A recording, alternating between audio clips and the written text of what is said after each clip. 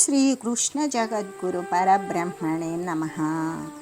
ఓం నమో శ్రీ వేదవ్యాసాయ నమః. ఓం శ్రీ సద్గురు పూర్ణానంద స్వామినే నమః. ఓం శుక్లాంబరధరం విష్ణుం శశివర్ణం చతుర్భుజం ప్రసన్నవదనం ధ్యాయేత్ సర్వవిఘ్నోపశాంతయే. ఓం వ్యాసాయ విష్ణురూపాయ వ్యాసరూపాయ విష్ణవే నమో వై బ్రహ్మనిధే వాసిష్ఠాయ నమో నమః. ఓం నారాయణం నమస్కృత్య నరం చైవ నరోత్తమం దేవీం సరస్వతిం వ్యాసం తతో జయముదీరయేత్. శ్రీ భగవద్గీత.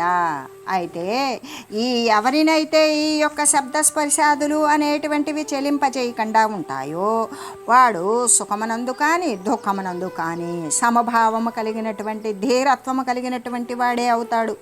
ఆ ధీరత్వము కలిగిన వాడే మోక్షం చెందడానికి అర్హుడవుతాడు. కాబట్టి ఇంద్రియాలను జయించి విషయాదుల చేత ఏమాత్రము చెలించకుండా సుఖమనందు దుఃఖమనందు కూడా సమస్థితి కలిగి ఉండాలి. అంతేకాదు పారమార్థిక శ్రేష్టత్వాన్ని కూడా సంపాదించాలి అని హెచ్చరిస్తూ పరమాత్మ ఏ విధంగా అంటే సుఖాలయందు దుఃఖాలయందు కూడా సమానత్వాన్ని కలిగి ఉండడమే కదా ధీరత్వము. అయితే ఆత్మయందు స్థితుడై ఉంటాడు.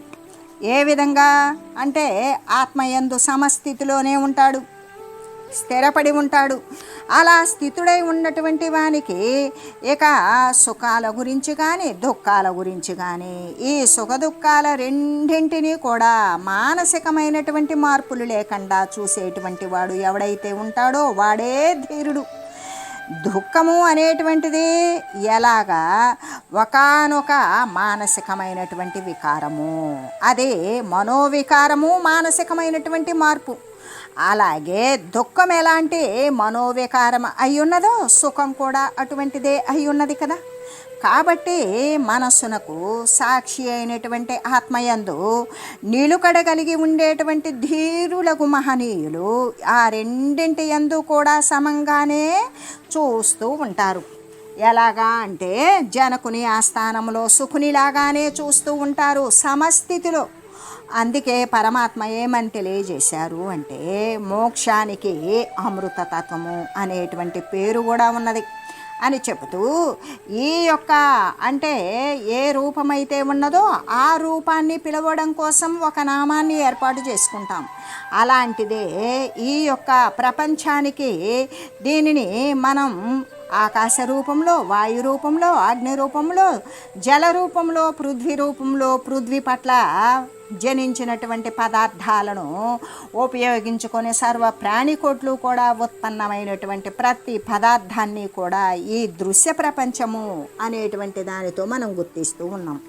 అంటే రూపము నామము దానిని గుర్తించడానికి ప్రపంచము అని పిలుచుకుంటున్నాం.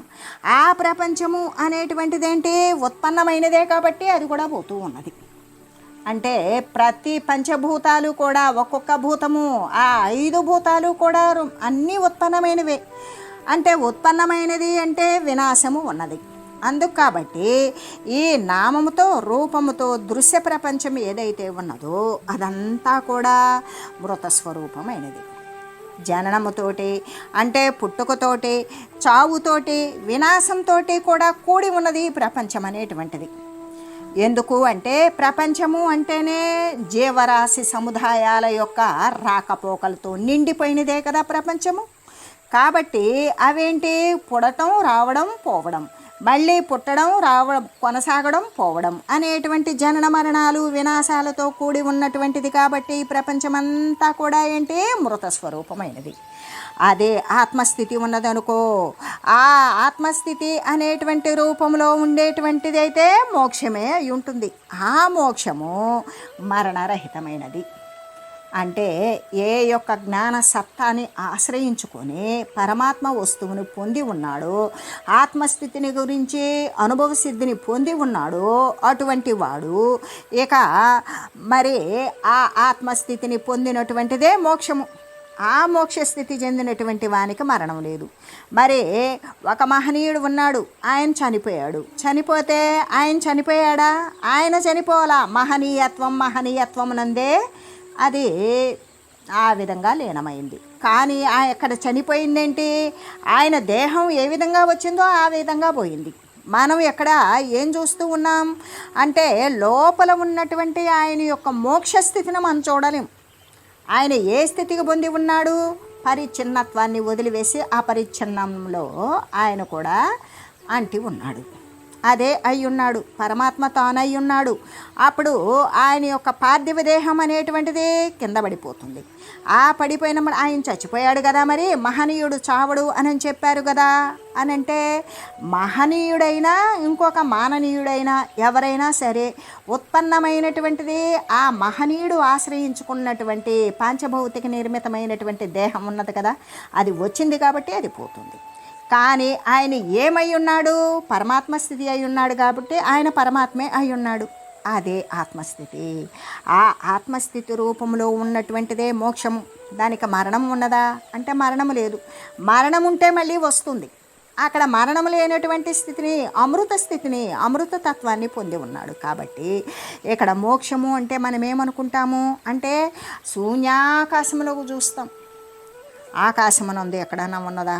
లేదు. లేదు. మనకంటే కూడా వేరే లోకంలో ఉన్నటువంటి ఏ యొక్క స్వర్గలోకమందు అటువైపు చూస్తాం.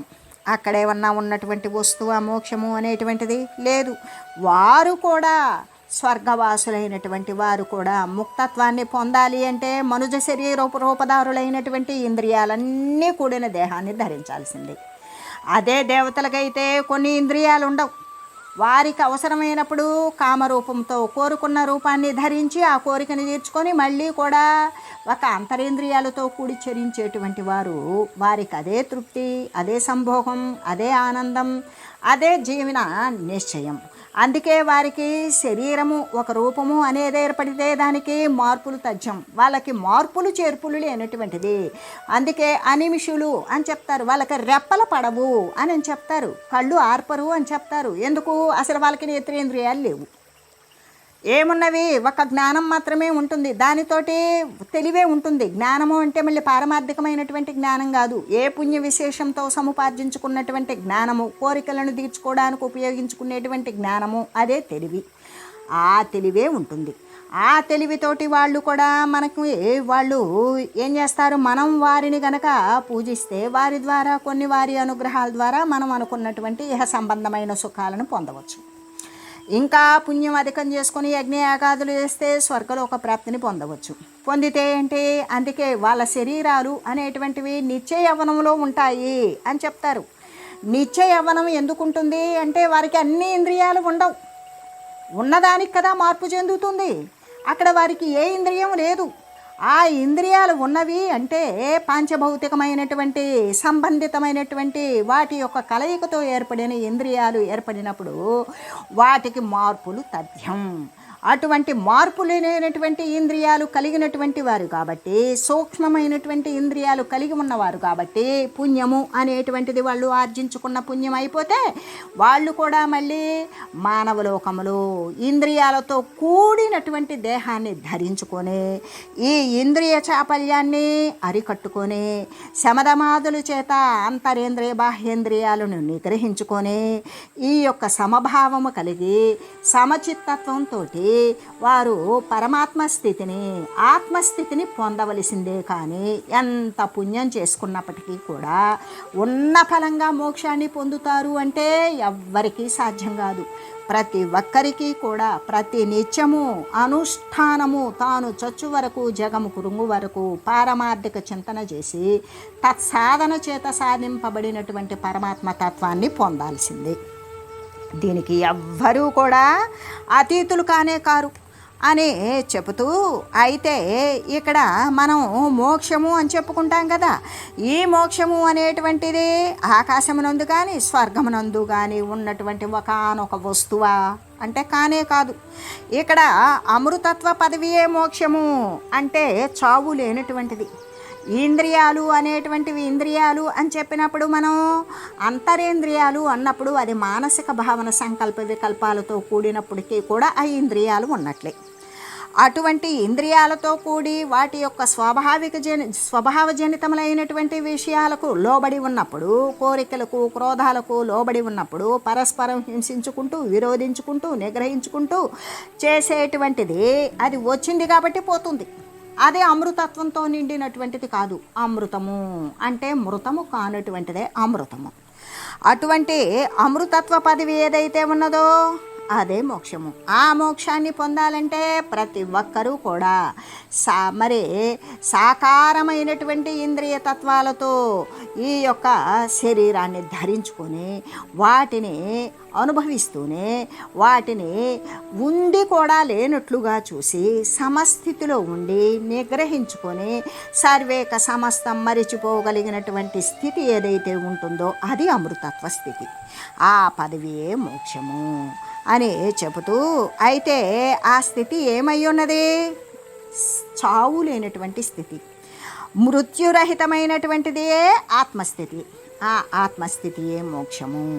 అటువంటి దానిని పొందినటువంటి వాడు మళ్ళీ కూడా చేస్తాడా అంటే, ఆత్మస్థితిని పొందినటువంటి వాడు, మోక్షాన్ని చెందినటువంటి వాడు చేస్తాడా? వాడు అంటే వాడు చావడు. వాడు అంటే ఉన్నటువంటి దేహము దాని ఆయు పరిమితి అయిపోతే అది పడిపోతుంది. కానీ ఆ అమృతత్వమునందే లీనమవుతుంది. అంటే అటువంటి వాడు మరలా చావడు. వాడు చచ్చాడు అంటే సంకల్ప వికల్పాలతో కూడుకొని వాడు చచ్చాడు అంటే మళ్ళీ వస్తాడు. అటువంటి మళ్ళీ వాడు మృత్యువాత అనేటువంటిది పడడు, మరలా కూడా జన్మించడు. అందుకే మోక్షాన్ని పొందడం కోసం, అర్హత కోసం భగవానుడు ఇక్కడ ఒకానొక జాతిని కానీ, ఒకానొక మతాన్ని కానీ, ఒకానొక కులాన్ని కానీ పేర్కొన్నారా? లేదు. మోక్షం పొందాలి అంటే ఇదిగో ఈ అర్హత ఉండాలి అనేటువంటి అర్హత ఏమన్నా భగవానుడు ఇక్కడ నిర్దేశించాడా? ఇదిగోనయ్యా ఈ జాతి వారికి మాత్రమే మోక్షం పొందుతారు, ఈ యొక్క కులంలో ఉన్నటువంటి వారు మాత్రమే మోక్షాన్ని పొందుతారు, ఈ మతాన్ని స్వీకరించినటువంటి వారు మాత్రమే మోక్షాన్ని పొందుతారు అనేటువంటిది మోక్షం పొందటానికి ఒక యోగ్యతను చూపించాడా భగవానుడు? లేదు. ఎవరైతే ఇంద్రియ నిగ్రహము, అన్ని ఇంద్రియాలు ఉండి కూడా వాటిని నిగ్రహించగలుగుతారో, ఆ నిగ్రహం ద్వారా ఈ విషయరాహిత్యముతో ఉంటారో, ఈ యొక్క దృశ్యమాన వస్తువులను అనుభవిస్తూ కూడా పట్టకుండా, వాటి పట్ల ఆసక్తి లేకుండా అనాసక్తితోటి విషయాలు నశింపచేసుకొని సుఖమునందు కానీ దుఃఖమునందు కానీ సమభావము కలిగి ఉంటారో అటువంటి ధీరులే కదా మోక్షానికి అర్హులు అని చెప్పారు. ఇక్కడ సుఖాన్ని దుఃఖాన్ని కూడా సమత్వంతో చూడగలిగినటువంటి వారేంటి? శరీరము అబద్ధము అని తెలిసినటువంటి వానికి ఆ శరీరానికి అబద్ధానికి సంభవించిన సుఖమేంటి దుఃఖమేంటి? అప్పుడు మాత్రమే సమస్థితి అనేది రాగలుగుతుంది. అలా సమభావం కలిగి ఉన్నటువంటి ధీరులు తన దేహం సైతం కూడా అబద్ధము, అవిద్యాజనితము అని ఎవరైతే భావించారో వారే ధీరులు. ఆ ధీరులే మోక్షాన్ని పొందడానికి అర్హులు అని చెప్పారు. అయితే గీతలో అంటే భగవానుడు బోధించినటువంటి ఈ గీతలో ఎంత ఉదాత్తమైనటువంటి భావాలు ప్రకటించి ఉన్నారు కదా. అందుకే అసలు మోక్షం అంటే ఏంటి అంటే మరణరహితమైనటువంటి శాశ్వత ఆనంద పదవిని పొందడమే కదా మోక్షము అనేటువంటిది. ఇక్కడ చావు లేని తత్వాన్ని మనం సాధించి తెచ్చుకోవాలి. ఆ విధంగా అంటే సమత్వము కలిగినప్పుడు మాత్రమే మనకి చావు లేని తత్వం అనేటువంటిది మనల్ని ఆహ్వానిస్తుంది. ఆ మరణరహితమైనటువంటి శాశ్వత ఆనంద పదవి ఏదైతే ఉంటుందో అదే మోక్షము. అయితే అసలు ఆ మోక్షాన్ని ఎవరు పొందగలుగుతారు అంటే శబ్దస్పర్శ రూపరసగంధాలు అనబడేటువంటి విషయాదుల చేత ఏమాత్రము చెలించనటువంటి వారు, ఒక శబ్దము వినబడిన, ఒక స్పర్శ సుఖాన్ని కలిగించిన, లేదు ఒక రూపం అనేటువంటిది నచ్చిన, ఒక రుచికరమైనటువంటి పదార్థం నోటికి సోకిన, ఒక మంచి సువాసన అనేది ముక్కుకు చేరిన, వీటిని సుఖంగా కానీ దుఃఖంగా కానీ గుర్తించకుండా ఎవరు ఉంటారు అసలు వారికి ఆ సంకల్పమే కలగకుండా ఎవరు ఉంటారో అటువంటి వారే చెలించనటువంటి వారు. వారు సుఖమునందు కానీ దుఃఖమునందు కానీ సమత్వంతో కలిగి ఉంటారు. అలా గుర్తించలేదు అంటే వాని యొక్క శరీరం అబద్ధము అని వానికి తెలియనట్లే కదా. అబద్ధమైన దాని యందు మరి సుఖమేమి దుఃఖమేమి, సువాసనేమి దుర్వాసనేమి, సుశబ్దమేమి దుశ్శబ్దమేమి అనేటువంటిది ఏది ఈ యొక్క శీతలమైతేనేమి ఉష్ణమైతేనేమి ఈ స్పర్శ అనేటువంటిది వానికి గుర్తించదు. అంటే వానికి అక్కడ ఆ జ్ఞానము ఎందుకు ఇక్కడ ప్రాపంచిక సంబంధంగా అంటట్లేదు అంటే పరమాత్మను వంటి ఉన్నటువంటి వాడే సమస్థితి కలిగి ఉంటాడు. అదే అంతవరకు మనం చెప్పుకోవాలి అంటే ఇప్పుడు మనం ఒక విషయమునందు మనం పూర్తిగా ఊహలో కానీ లేదా వర్ణంలో కానీ ఏదన్నా సంకల్పించుకొని మౌనంగా ఏదో ఆలోచనలో పడి ఉన్నాం. ఎవరి గురించి? మన పిల్లల గురించి కానీ లేదా మనల్ని అవమానించిన వారు మనల్ని సన్మానించిన వారిని గురించి మనం ఆలోచన చేస్తూ ఉన్నాం. ఆ ఆలోచన ఏ స్థాయికి వెళ్ళిపోతుంది అంటే మరి మనం పొందినటువంటి రోజుకు వెళ్ళిపోయి దేని సంబంధితమైనటువంటి కారణము చేత ఈ బాధను పొందాను, దేని సంబంధితమైనటువంటి దాని చేత నేను ఈ విధంగా గౌరవింపబడ్డాను అనేటువంటి విషయాలను గురించి మళ్ళీ కూడా గణంలోకి తెచ్చుకుంటూ వాడు అలా నిశ్చలుడై ఉన్నాడంటే జరిగిపోయిన విషయమునందు వాడు పూర్తిగా లీనమై ఉన్నాడు. ఆ లీనమై ఉన్నటువంటి సమయంలో వాడి ముందు ఎవరన్నా వెళ్ళినా, వాడిని ఎవరన్నా పిలుస్తున్నా, వాడి ఎదురుగ్గా ఎవరన్నా వచ్చి నిలుచున్నా, వాడికి జేబులోది వాడి చేతిలోది ఎవరన్నా పట్టుకుపోతున్నా కూడా వాడికి స్పృహ లేకుండా ఉంటాడు. ఎందుకు లేదు అంటే ఈ శరీరము అనేటువంటిది నిశ్చలంగా అక్కడ ఉన్నది, కానీ వాని మనసు వేగవంతంగా జరిగిపోయిన దాని యందో జరగబోయేటువంటి దాని యందో అక్కడ సంకల్పిస్తూ అక్కడ చేరిస్తూ ఉన్నాడు వాడు. అందుకే ఈ భౌతికమైనటువంటి శరీరమునందు వాడు స్పృహను కోల్పోయాడు. అదేవిధంగా చూస్తూనే ఉంటాం, ఎదురుగా ఉన్నటువంటి విషయం మనకు పట్టదు. అంటే మనం ఎక్కడున్నాం అంటే సమస్థితిలో ఉన్నామని అర్థం కాదు. మనం ఉండేటువంటి ఆలోచన యందు మగ్నమైనప్పుడు మన ముందు జరుగుతూ ఉన్నటువంటి విషయాలు కూడా మనకి మనసుకు గోచరము కానట్లుగానే అదేవిధంగా ఆ యొక్క అమృత తుల్యమైనటువంటి మోక్షతత్వాన్ని పొందినటువంటి వారు ఈ యొక్క ప్రాపంచక సంబంధమైనటువంటి విషయాల పట్ల వాడు అబద్ధము అని వాడు అనుకున్నాడంటే నిజతత్వమైనటువంటి పదమునందు వాడు చరిస్తూ ఉన్నాడు. అందుకే వానికి ఈ శరీరానికి సంబంధించినటువంటి సౌకర్యమా అసౌకర్యమా, ఇది అవమానమా సన్మానమా, ఇది అతి శీతలమా బాధ పెట్టేదా లేదా దహింపజేసేటువంటి వేడియా, ఇది సుఖమా దుఃఖమా అనేటువంటి గురుతింపు లేకుండా ఉన్నాడు అంటే వాడు గుర్తించినటువంటి వస్తువు శాశ్వతమై ఉండాలి. అందుకే అశాశ్వతమైనటువంటి దానిని అశాశ్వతము అని వాడు స్థిరం చేసుకున్నాడా, దాన్ని వదిలివేసిన వాని పట్ల వానికి వాసన ఎలా ఉంటుంది, దానిని ఎలా గుర్తించగలిగి ఉంటాడు. అందుకే ఈ యొక్క శబ్దమునందు కానీ స్పర్శనందు కానీ ఈ యొక్క విషయాదుల చేత ఎవరైతే చెలించకుండా ఉంటారో, సుఖమునందు కానీ దుఃఖమునందు కానీ సమభావము కలిగి ఉంటారో వారు మాత్రమే ధీరులు. ఆ ధీరులే మోక్షాన్ని పొందగలుగుతారు. అసలు ఇంతకీ ధీరులు అని చెప్పుకుంటున్నాం కదా, ధీరులంటే ఎవరు అంటే శబ్దస్పర్శ రూపరసగంధాలతో ఉన్నటువంటి విషయాలు అన్నింటినీ కూడా జయించేసినటువంటి వారు, దానికి ఆవల ఉన్నటువంటి తత్వాన్ని పట్టినవారు, అస్థిరమైన తత్వాన్ని వదిలేసినటువంటి వారు. సుఖమునందు కానీ దుఃఖమునందు కానీ సమస్థితిలో కలిగినటువంటి వారే కదా ధీరులు అని చెప్పుకున్నాం.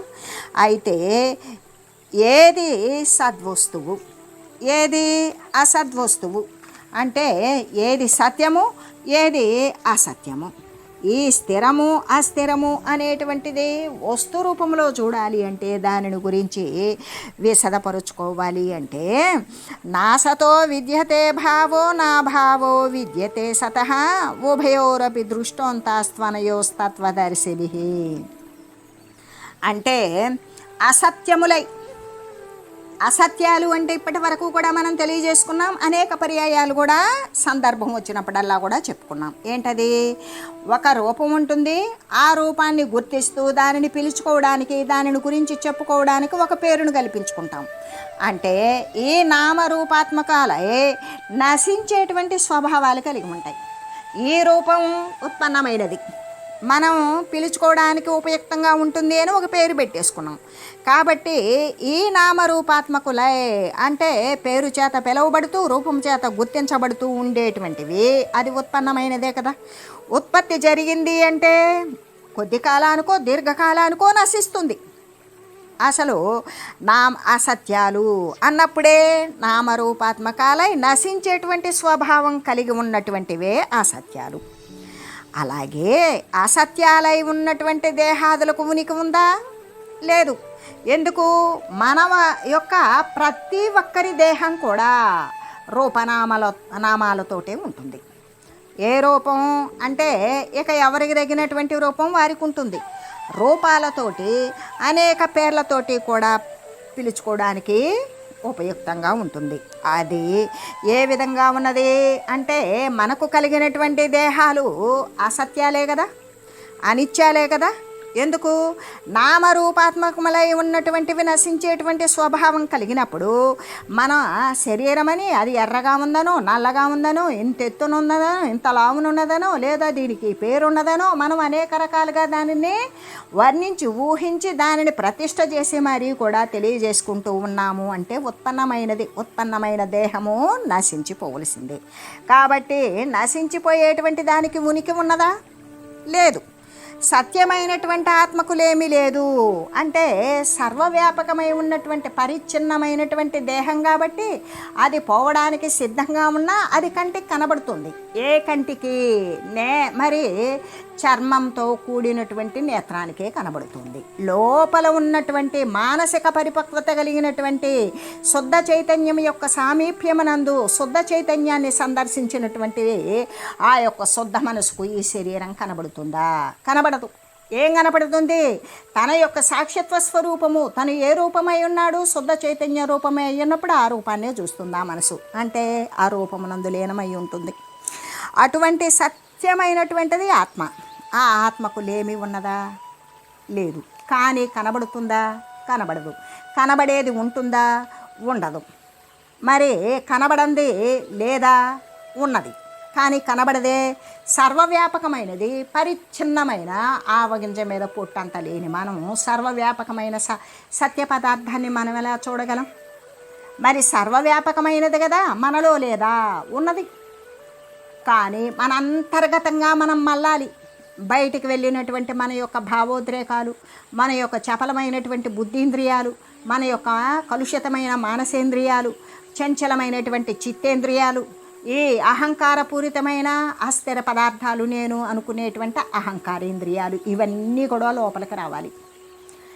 అలా లోపలికి వచ్చినప్పుడు అవి లోపల సప్రెస్ చేయకూడదు, వాటిని అణచకూడదు. అణచకుండా పరమాత్మోన్ముఖంగా మళ్లించాలి. శుద్ధమైన మనసుగా మార్చాలి, శుద్ధమైన బుద్ధిగా మారాలి, శుద్ధమైన చిత్తంగా మారాలి, మరి శుద్ధమైన అహంకారంగా మారాలి. ఎప్పుడైతే 4 శుద్ధపడతాయో శుద్ధ చైతన్య వస్తువు సమీపంలోనే ఉన్నవి శుద్ధ చైతన్యాన్ని సందర్శిస్తాయి. అవి కూడా శుద్ధ చైతన్య స్వరూపాలే అవుతాయి. అప్పుడు ఆ అహంకారం ఏమనుకుంటుంది? ఉంటుందా? శుద్ధమైనటువంటి అహంకారం ఏమనుకుంటుంది? ఆ చైతన్య వస్తువైన పరమాత్మ ఏదైతే ఉన్నదో అది నేనే. ఇంకప్పుడు తనకి పరమాత్మకి వేరే భేదం ఉన్నదా? లేదు. అందుకే అసత్యములైనటువంటి దేహాదులకు ఉనికి ఉందా? లేదు. ఎందుకు? మొట్టమొదటి చెప్పడమే అసత్యం అని చెప్తున్నారు. అసత్యమైన దానికి ఉనికి ఎందుకు ఉంటుంది? ఉనికి లేని దానినే అసత్యం అన్నారు. కాబట్టి సత్యమైనటువంటి ఆత్మకు లేమి ఉన్నదా? లేమి లేదు కదా. లేమి లేదు. ఎందుకు అంటే అక్కడ సత్యము అంటున్నారు. సత్యము అంటే సర్వవ్యాపకమైనటువంటిదే సత్యము. ఆ సత్యము ఒక కాలానికి ఒక అవస్థకి సంబంధించినదా? కాదు. దేశకాల మాన పరిస్థితులకు అతీతమైనది. మరి సర్వకాలాలకు అతీతమైనది, సర్వ అవస్థలకు అతీతమైనది. కాబట్టి వీటి ద్వారా గ్రహించడం సాధ్యమా? కాదు. సత్యాన్ని సత్యమే గ్రహిస్తుంది. సత్యాన్ని సత్యంగా దానిని దర్శించే నిమిత్తం చేసేటువంటి జ్ఞాన ప్రయాణమే సత్యాన్ని దర్శిస్తుంది. కాబట్టి ఇక్కడ అసత్యములైనటువంటి దేహాలకు ఏమాత్రము ఉనికి లేదు. సత్యమైనటువంటి ఆత్మకు మరి కొరత ఉన్నదా? లేదు. ఎల్లప్పుడూ సజావుగా సర్వవ్యాపకంగా నిండి ఉన్నది. అంటే తత్వజ్ఞానులైనటువంటి వారు ఈ రెండింటి యొక్క నిశ్చయాన్ని కూడా బాగా తెలుసుకొని ఉన్నారు. తత్వము అంటేనే సత్యము, నిత్యము, శాశ్వతము. శాశ్వతమైనటువంటి విషయం తెలిసినటువంటి వారు. తత్వజ్ఞానము అంటే ఆ పరమాత్మని యొక్క విషయాన్ని తెలిసినటువంటి వారే కదా తత్వజ్ఞానులు. ఆ తత్వజ్ఞానులైనటువంటి వారు అసత్యాన్ని గురించి, సత్యాన్ని గురించి, రెంటి గురించి తెలుసుకున్నారు. ఆ రెండింటి పట్ల కూడా వారికి నిశ్చయం ఉన్నది. ఆ నిశ్చయాన్ని అంటే ఈ రెండింటి యొక్క నిశ్చయాన్ని కూడా ఏమని, అసత్యము అయినటువంటిది, అది లేనిదే. ఈ దేహాదులు సైతం సర్వేక సమస్తం కూడా ప్రాపంచిక పాంచభౌతిక నిర్మితమైనటువంటి సమస్త దృశ్య పదార్థం అంతా కూడా అసత్యమైనదే, దానికి ఉనికి లేనిదే.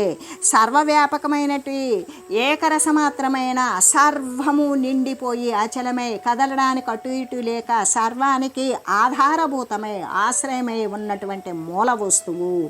అది వస్తువా అంటే చెప్పుకోవడానికి మనం ఆ విధంగా చెప్పుకోవాలి. ఇంకా అంతకుమించి ఏదో ఒక పదాన్ని ఉపయోగించాలి కానీ అక్కడ సత్య వస్తువు, మూల వస్తువు అని చెప్పుకోవడమే. కానీ సత్యపరంజ్యోతి స్వరూపమైనటువంటి ఆత్మతత్వానికి ఏదైనా లేకపోవడం అనేటువంటిది ఉన్నదా? లేదు. సర్వే సర్వత్రా సర్వము తానే వ్యాపించి ఉన్నది. అయితే ఇక్కడ దేహాదులకి ఉనికి లేదని, సత్యానికి లేమి లేదని అనేటువంటి రెండింటి విషయం కూడా ఎవరికి తెలుసు? తత్వజ్ఞానులైనటువంటి వారు ఏం చేస్తారు? ఈ రెండింటి యొక్క నిశ్చయాన్ని కూడా బాగా తెలుసుకుని ఉన్నారు. దేహాదులు వచ్చిపోయే అస్థిరమైనటువంటివి స్థిరము కావు. సత్యమై స్థిరముగా ఉండేటువంటి ఆత్మ అనేటువంటిది ఎప్పుడూ కూడా అది స్థిరమే అయి ఉంటుంది అనే విషయాన్ని గురించి తత్వజ్ఞానులు తెలుసుకునే ఉన్నారు. అబద్ధాన్ని అబద్ధంగానే, సత్యాన్ని సత్యంగానే తెలుసుకునే ఉన్నారు అని తెలియజేస్తూ, ఓం మంగళం పావన గీతామాత, జయ మంగళం భక్తజనావని బంధ విమోచనే, భవభయహారిణి భవ్యదాయిని మంగళం. ఓం మంగళం శ్రీ కురుక్షేత్ర రణక్షోణీ విహారిణే, పార్థసారథి రూపాయ గీతాచార్యాయ మంగళం. ఓం మంగళం మహత్.